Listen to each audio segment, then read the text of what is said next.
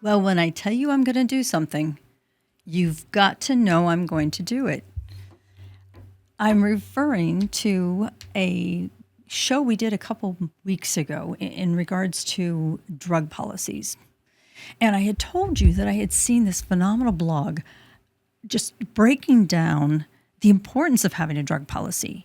And with so many of you having locations in states where they've been adding recreational marijuana, some of you have been just fighting with this whole medical marijuana conversation, and now changing from Schedule 3 to Schedule 1. What are we going to do? Are they really going to do that? I really felt it was important to bring this attorney on. And I'm referring to Doug Oldham. Doug's with Barnes and Thornburg Law right here in Columbus, Ohio. And Doug, I'm going to just pull you into the show now because I told the viewers and listeners here a couple weeks ago when I kind of touched on the topic, I said, Doug's got a very definitive and specific way of looking at this. So I want you to get your pencils and papers out because it is an important policy. Everyone, if you don't have a drug policy in your toolbox, if it's not a part of your handbook, if it's not a separate addendum that you're having your employees sign, I really want you to think hard and listen to what Doug's trying to stress today, because it's, with all the drugs out there, marijuana is still the one that really drives us nuts. Doug, why did you choose to do that article? Well, thanks for having me, Pandy. On August 6th of this year, Ohio officially made recreational marijuana legal. And now adults who are 21 and older can purchase and consume marijuana legally. They can grow a little bit of marijuana. Recreational marijuana is being sold in 98 dispensaries around the state. And, this is an interesting topic because anytime a state legalizes recreational marijuana, a lot of employers call me and they feel like the sky's falling. They think that their whole staff is going to start walking around under the influence and there are going to be widespread accidents, problems. And so, I always have to calm people down and just remind them, first of all, what the law is, and then what they can do to make sure that they have a policy that they're comfortable with and that will protect them and their workplaces and treat their employees fairly as well. Even though recreational marijuana has been legalized, the law on marijuana has a section for employers that really gives employers a lot of protections here. Employers are still allowed to have a zero tolerance policy toward marijuana. Even though it's technically legal here, doesn't mean employers have to allow it in any way, shape, or form. Employers do not have to allow employees to use, possess, or distribute marijuana either at work or even on their free time outside of it. Employers are still allowed to discipline, terminate, refuse to hire, or take any other adverse actions because an employee or applicant uses or possesses marijuana. So really, this isn't a change at all. Let me stop you. Let me stop you right there. One of the questions I get, and here in Ohio for medical marijuana, the employers are allowed to ask that question in the interviewing process because of recreational marijuana, and because so many companies, they have those safety sensitive positions. Are they allowed to ask if individuals are using recreational marijuana in the interviewing process? They can ask that, and they can ask about it, or they can drug test applicants. And some states have laws saying that you cannot test an applicant for marijuana because even if you have a zero tolerance policy, that policy wasn't in effect for that applicant before they had the job. Ohio does not have that restriction. If you want to test an applicant, in the post-offer stage, and they come back positive for marijuana use, you're allowed to decide not to hire them, even if they used that marijuana before they were subject to your policies, even if they use that marijuana legally. Employers are still basically allowed to have whatever sort of policy they want even if that's a zero tolerance policy. Okay. And when we're talking about a policy, we're talking about a written policy, a cultural policy. What is considered a policy when it comes to this topic? Good question, Pandy. I think the first thing every employer in Ohio needs to do before they put anything in writing is really decide what their attitude toward marijuana is. And we're seeing a number of different attitudes. I think the two most prevalent attitudes are these. The first is a lot of employers are treating marijuana like they treat alcohol. Basically saying, hey, if you go home and you use marijuana in your free time and you're not coming to work under the influence and we're not seeing any problems with your performance or your demeanor, we don't have a problem with it. Do what you want. Just don't bring it to work. Either physically bring it to work or bring it to work through your conduct being under the influence. The opposite approach that we're seeing employers take is to maintain a zero tolerance policy. And employers are saying, even though this is legal under Ohio law, it's still unlawful under federal law. I know that that's changing a little bit, but still employers can take a zero tolerance policy. And they can say, hey, if we find out you're using marijuana, if you have a positive test, we're going to terminate you. Either approach is fine, but I think it's important to figure out how you want to approach this issue. Once you've determined your attitude, I think the next step is to communicate that approach to your employees so that expectations are clear.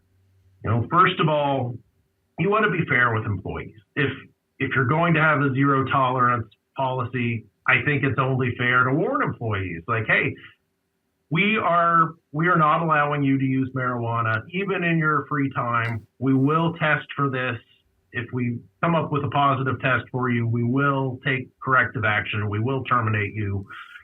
Let employees know that. One, it's fair. Two, it's efficient for employers. You don't want to have employees who continue to violate this policy simply because they don't know what it is. You want to make sure you're educating employees on your policy. I would have a written policy that you distribute. Perhaps you go a step further and you have some sort of bulletin board posting, email, whatever techniques you use to let employees know about new policies. I absolutely love the fact that you just brought up two very good points that the viewers and listeners have heard me say over and over again. And viewers, I want you to back up to listen to what he just said. Consequences. Did you hear him say you need to have a consequence associated with, if we find that you're using it, this is what's going to happen. If we suspect that you're using, this is what's going to happen.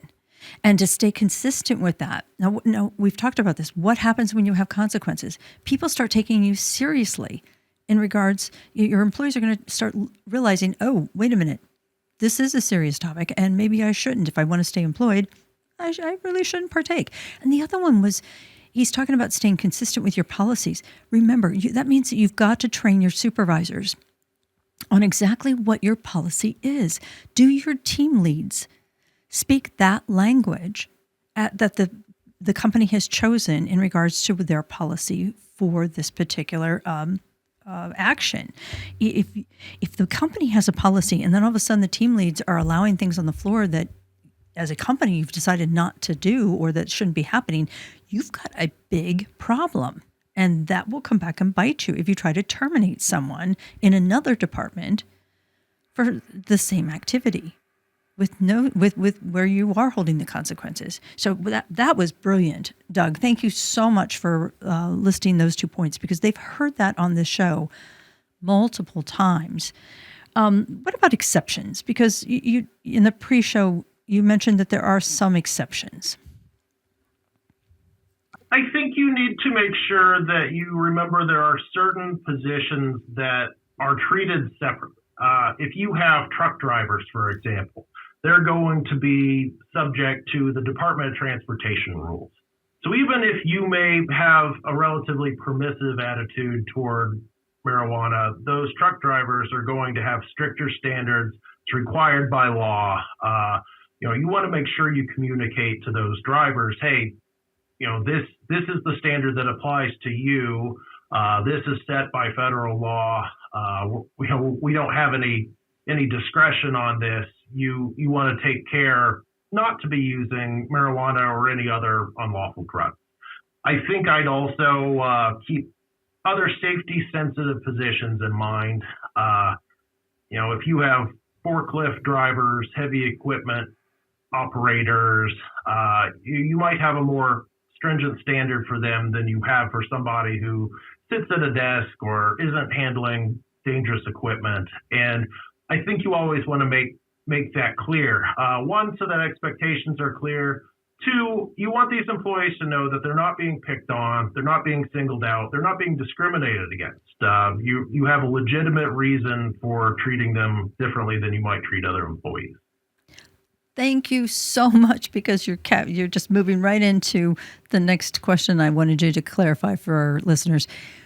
Help them better understand the proper way to do random testing.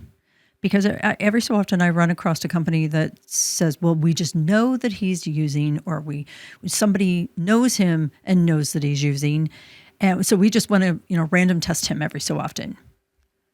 Help them understand the terms of reasonable suspicion. Sure. Well, the first thing I'd say is I typically would avoid random testing. I think true random testing is probably an inefficient use of most employers' resources.